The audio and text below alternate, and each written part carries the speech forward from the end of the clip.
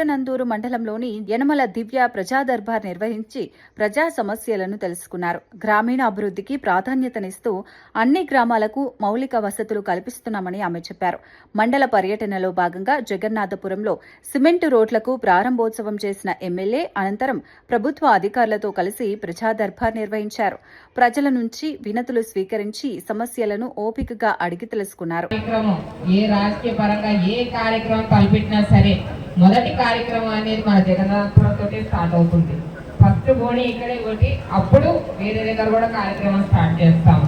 అంత ఇంపార్టెంట్ గ్రామం నాకు జగన్నాథపురం. అలాగే మన ప్రభుత్వం ఏర్పడి దాదాపు 2 సంవత్సరాలు కావస్తుంది. ఈ 2 సంవత్సరాల్లో కూడా మనం ఎంతో డెవలప్మెంట్ చేసుకున్నాం. ఎన్నో వెల్ఫేర్ స్కీమ్స్ కూడా అటు అభివృద్ధి కానివ్వండి, ఇటు సంక్షేమం కానివ్వండి 2 కళ్ళుగా భావించి మన సీఎం గారు, ముఖ్యమంత్రి గారు నారా చంద్రబాబు నాయుడు గారు అభివృద్ధి సంక్షేమం 2 కళ్ళుగా భావించి సమానంగా సమానంగా కూడా ముందుకు తీసుకెళ్తున్నారు. రెండింటిని కూడా అటు సంక్షేమం కలిస్తే మన అన్నదాత సుఖీభావ కానివ్వండి, పెన్షన్లు కానివ్వండి, ఫస్ట్ నెల 1వ తారీఖు తిరగకముందే మీ చేతిలో పైన పెన్షన్లు రావడం కానివ్వండి, అలాగే తల్లికి వందనం స్కీమ్ కానివ్వండి, గ్యాస్ బండలు కానివ్వండి, ఉచిత బస్సు ప్రయాణం కానివ్వండి, ఇలాంటి వెల్ఫేర్ స్కీమ్స్ అన్ని కూడా దగ్గరుండి గత ప్రభుత్వం వైసీపీ ప్రభుత్వం మన రాష్ట్రాన్ని ఆర్థిక ఇబ్బందుల్లో పెడితే ఇవాళ ఎన్ని ఆర్థిక ఇబ్బందులు ఉన్నా సరే పేదవాడికి టైంకి డబ్బులు అందాలి, ప్రతి వెల్ఫేర్ స్కీమ్ కూడా పేదవాడికి అందాలి అని చెప్పేసి, ప్రతి స్కీమ్ అనేది పేదవాడికి అందాలని చెప్పేసి వాళ్ళ నిరంకుశగా పనిచేసే ప్రభుత్వం ఏదైనా ఉంది అంటే అది కేవలం కూటమి ప్రభుత్వం. కాబట్టి మీరు అందరూ కూడా అర్థం చేసుకోవాలి, ఎవరిది రావణాసుడి మీకు ఊర్లోనే రాముడి వారి గుడి ఉంది, ఎవరిది రావణాసుడి పరిపాలన, ఎవరిది రామరాజ్యం అనేది మీరందరూ కూడా తెలుసుకోవాలి. అలాగే మీ ఊరికి ఎన్ఆర్జీఎస్ పరంగా కూడా 35 లక్షలు ఇవ్వడం జరిగింది. అందులో 7 రోడ్లు కూడా పూర్తి అయిపోయినాయి. ఇవాళ మనం ఒక రోడ్ ఓపెనింగ్ కూడా చేసుకున్నాం. 15 లక్షలు పెట్టిన రోడ్ కూడా ఓపెనింగ్ చేసుకున్నాం. మీ అందరికి కనపడుతుందమ్మా మీ ఊరు మా కూటమి గవర్నమెంట్ రాగానే డెవలప్ అవుతుంది అని మీ అందరికీ కనపడుతుందా? అభివృద్ధి అనేది కనిపిస్తుందా మీ అందరికీ? పెన్షన్లు అంతా అందరికి అందుతున్నాయా మీ అందరికి కూడా? ఇక్కడ అందరు ఆడవాళ్ళు ఉన్నారు, బాగా ఆపేస్తున్నట్టుంది టైంకి. రోడ్లు అన్ని బాగా పడుతున్నాయమ్మా. ప్రధానంగా నాకు జగన్నాథపురంకి వచ్చేసరికి కంప్లైంట్ వచ్చేసి రోడ్లు పడ్డాయమ్మా, కొంచెం నాకు డ్రైన్లు కూడా కావాలి అని చెప్పారు. పక్కనే సైడ్ కాలువలు కూడా తీయించండి అని చెప్పారు. మన ఎస్ఓ స్పెషల్ ఆఫీసర్లకు కూడా చెప్పాము, ఎక్కడైతే డీసిల్టేషన్ అవసరం ఉంటుందో తప్పకుండా అక్కడ డీసిల్టేషన్ చేయమని చెప్పాము.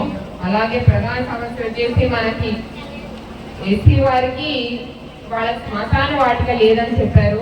అలాగే నేను ఎంఆర్ఓ గారు ఆర్ఐ గారికి చెప్పాను, ఒక సైట్ ఐడెంటిఫై చేయమని చెప్పాను. ఎస్సీ కమ్యూనిటీ వాళ్ళకి ఒక బరియల్ గ్రౌండ్ అనేది ఏర్పాటు చేసే బాధ్యత మేము తీసుకుంటున్నాం ఇవాళ. అలాగే మన బీసీలకి ఏదైతే కమ్యూనిటీ ఇది బరియల్ గ్రౌండ్ ఏదైతే ఉందో అది డెవలప్మెంట్ చేయమని కూడా మన ఎస్ఓ గారికి చెప్పడం జరిగింది. సో ముఖ్యంగా ఈ 2 విషయాల మీద కాన్సన్ట్రేట్ చేస్తున్నాము. డీసిల్టేషన్ డ్రైనేజ్ వ్యవస్థ అలాగే బరియల్ గ్రౌండ్ మీద ఈ తొందరలో ఈ 2 మీద మీకు ఒక పరిష్కారం అనేది లభిస్తుంది. నా సైడ్ నుంచి మీకు మాటిస్తున్నాను. అలాగే ఇరిగేషన్ ద్వారా చెక్ డ్యామ్ క్లియరెన్స్ అనేది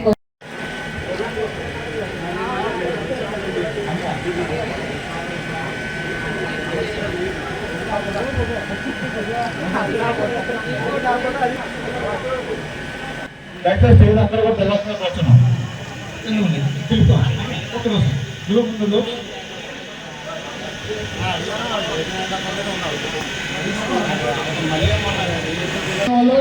పెన్షన్లో అక్కడ తీసుకున్నారు అధికారులు, వాళ్ళకి ఇవ్వండి.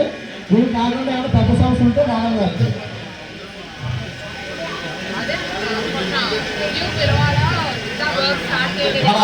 ఏమన్నా కోరికలు కానీ నిర్మాణం కానీ వచ్చినాం.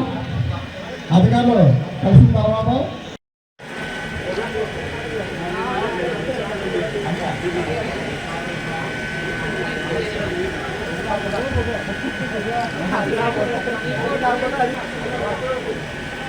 దయచేసి అందరూ కూడా తెలవాల్సిన కూర్చున్నాం.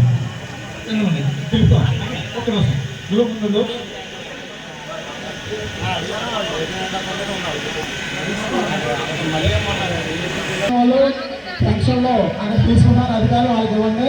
వీళ్ళు కాకుండా ఏమైనా పెద్ద సమస్య ఉంటే రావడం గారికి